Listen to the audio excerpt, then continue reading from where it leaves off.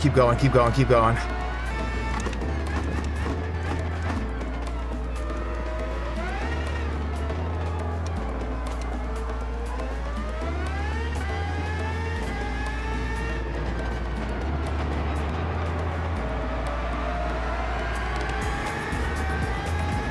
You're good, bro. You're good.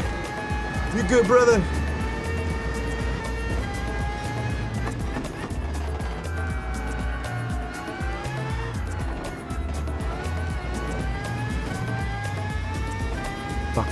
Fuck.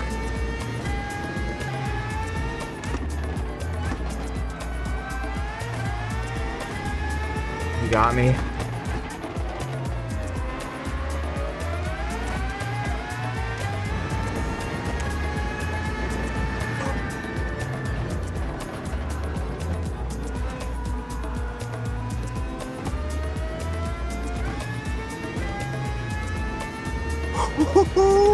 Almost a fucking disaster at the end. I'll take a P8 with that. Hello everyone, and welcome to another Gran Turismo World Series race recap video. Today we have round number 5 of the 2025 Nations Cup, and the second to last round of the entire Gran Turismo World Series. And would you look at this, what the actual hell, Polyphony? It's another Red Bull race. I just want to know why do you guys get so hard over these Red Bull cars? Why do we have 2 of these races in the actual real Nations Cup 2? I don't know, but and kind of a weird one we have too, because it is around Trial Mountain Reverse. So not only is it a pretty difficult car, we have a little bit of a mind crime of a track going on here too, but a very similar race to the Spa race that we had, 30 laps, and you have to use every single tire compound. And in that Spa race, we were struggling with tire wear and saving fuel.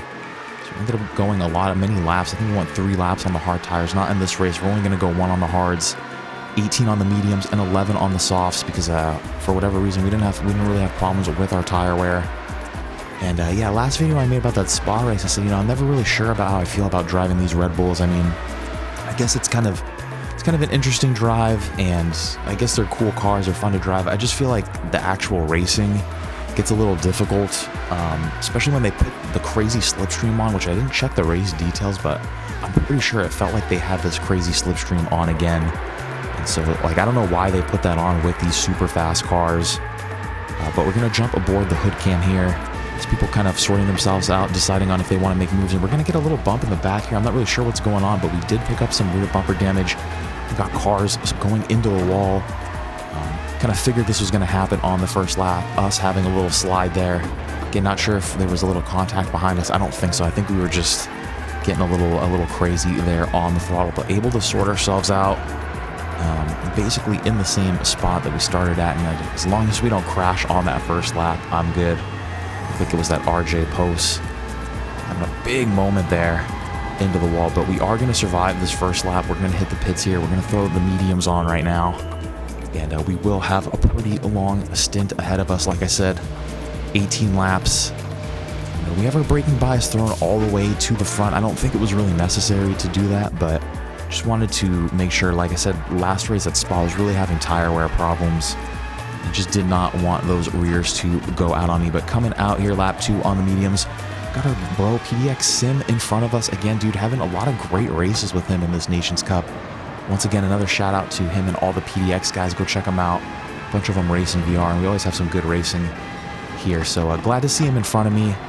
And they are, both him and the dude in front of him are maybe a second and a half in front of me, but throughout the course of this lap and the next lap, we would get a little closer. And again, it's always good to just have a buddy in front of you, because we could work together to kind of try to get past this dude that is ultimately kind of slowing us down at this point. Coming up to the end of lap number 3 and just trying to stay in that slipstream, because like I said, with that crazy custom slip, correct me if I'm wrong, I'm pretty sure it was on, but I'm not 100% sure, but it felt like it was. But with that slipstream on, it is really imperative that you stay behind someone, because if I have a mistake here, these 2 guys will 100% end up breaking away from me, and we're going to be pretty screwed if that happens. Just trying to stay with them. And then this is what I was talking about. The racing gets just kind of crazy in these cars. Again, not really sure what's going on here, but in my humble eye, it kind of looks like that Twitch TV guy was trying to, I don't want to say block off Sim, but just a lot of close racing going on there, trying to defend his position, and I think he ended up just kind of spinning himself out into the wall. And coming up to the start of lap number 5 here, Sim's actually going to go wide into the first corner, and it's going to allow us to make the easy pass on him. And so hopefully should have some clean air in front of us at least for a little while. Hopefully put in some good consistent laps. And we would get a good 12 or 13 laps of just completely clean air. The rest of that medium stint was just spent by ourselves with our heads down, trying to push as hard as we could, but also trying to keep it cool too and not spin out. And at the start of this lap number 18 here, we would start catching up to that P9 in front of us, which is actually a P8 in front of us now, as the next wave of pit stops begins to happen.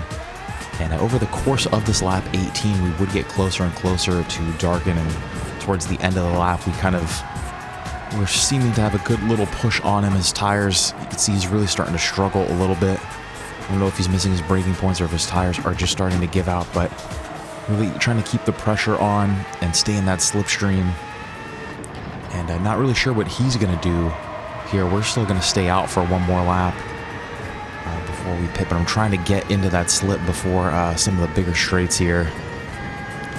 And fortunately or unfortunately, I don't think it really mattered for us. He does end up going into the pits, so not too much battling. I don't think we really caught much of the slip, and I don't think we really lost much of any time either, so just kind of caught up to him a little bit there. And we will be finishing up this lap number 19, and let's kind of see where we're coming out. A bunch of position changes right here.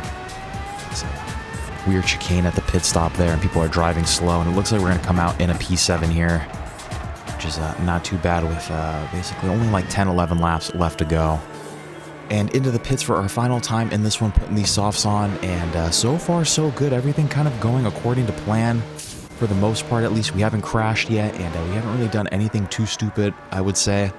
So all we have to do is finish up this race strong and coming out of the pits here, and it looks like a P8, and I am more than happy with that in this lobby, because take a look at who's in P2. It is the Canadian Lester.